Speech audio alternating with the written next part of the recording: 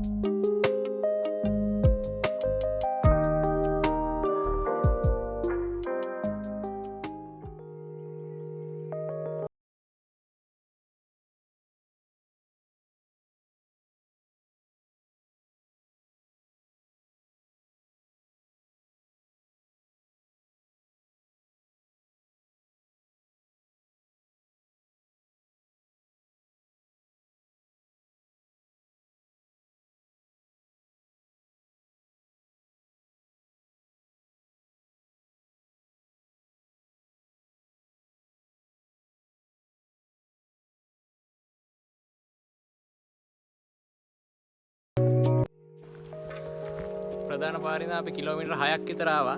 මෙතනට විතරයි අපිට වාහනයකින් එන්න පුළුවන්. මේ හරිය වාහන ටික නතර කරලා ඊට පස්සේ අපි මේ පඩිපෙළ බහැලා පිස්ස දියැල්ල බලන්න යන්න.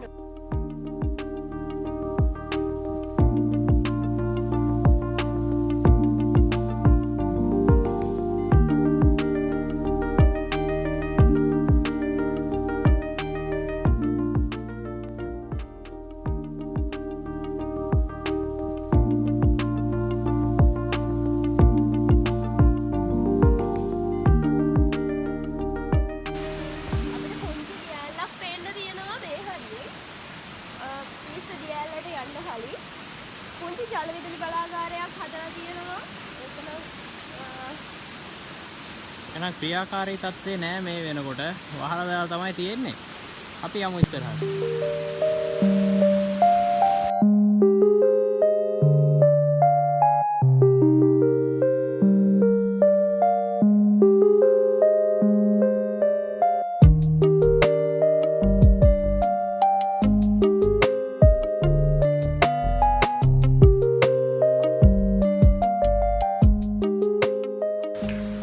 පඩිපෙළේ ගොඩක් වතුර තියෙනවා.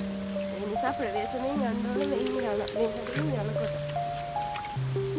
ඊයසෙල වැනිලා තියෙන්නේ ඉස්සර වැටෙන්න පුළුවන් මේ අක්කාරු වල්ලගෙන තමයි යන්න දෙන්නේ.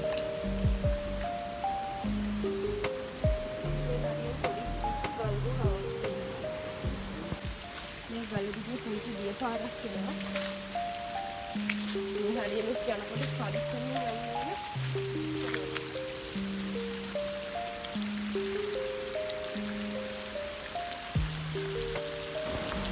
පඩිපෙළ බැහැගෙන යනකොට ගල් ගුහාවක් තියෙනවා. ඒ ගල් ගුහාවෙන් තමයි අපි බැහැලා යන්නේ. පරිස්සමට එන්න ඕනේ.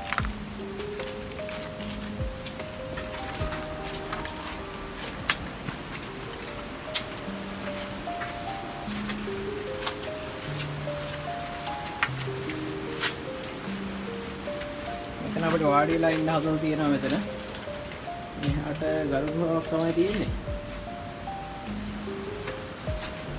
අපි යමු ඉස්සරහට. ඔන්න එහෙනම් අපි අපේ ලොකේෂන් එකට ආවා. අපි එහෙනම් ළඟට ගිහිල්ලා බලමු අපේ ලස්සන දියැල්ල කොහොමද කියලා.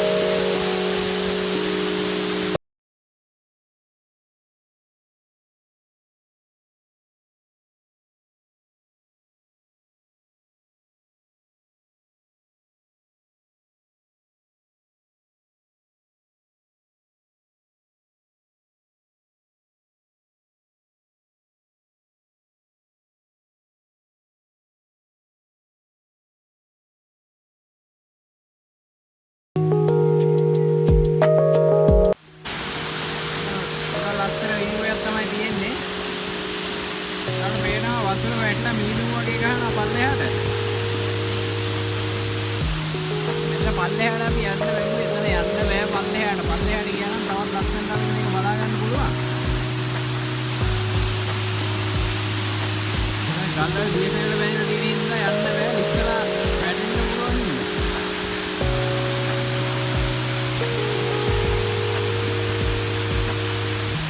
අපේ පාර පෙරින්න ගොඩක් ලස්සනට තියෙනවා මේනවා. මේ සයිඩ් එකෙන් පේනවා පුංචි දියලා කරනවා එහෙම පල්ලෙහාට.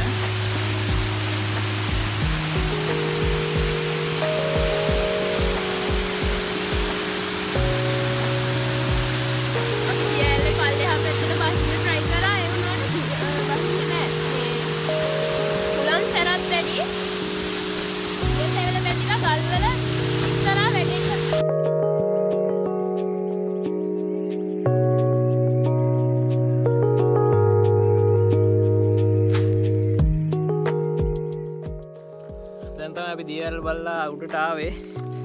ගොඩක් මහන්සි. වීඩියෝ ඉවර කරන්න කලින් ඔයාලට තව පොඩි දෙයක් කියන්න තියෙනවා. ඒක තමයි මෙතන දියේ ගිල්ලා 37 දෙනෙක් මැරිලා තියෙනවා. ඔයාලා මේක බලන්න එනවා නම් ඇවිල්ලා පරිස්සමෙන් දියවැල් බලලා යන්න කියලා තමයි කියන්න තියෙන්නේ. අනිත් එක තමයි ගේන කිසිම දෙයක් දාලා යන්න එපා. මොකද මේක අපිට ලැබිලා තියෙන දායාදයක්.